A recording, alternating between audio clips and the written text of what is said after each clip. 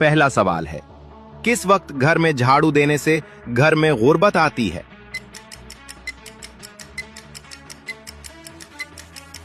जवाब है रात के वक्त। दूसरा सवाल है, वो कौन सा जानवर है जिसको जिन्नात नजर आते हैं?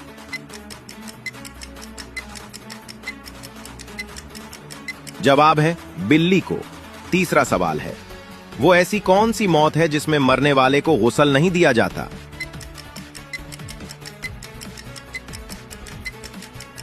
जवाब है शहादत की मौत। चौथा सवाल है, कब्र इंसान को रोजाना कितनी बार अपनी तरफ बुलाती है?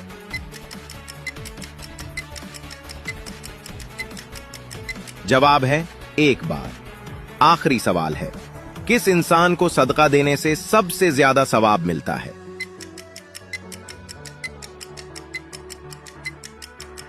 इस सवाल का जवाब अपनी जहानत से कमेंट सेक्शन में दें।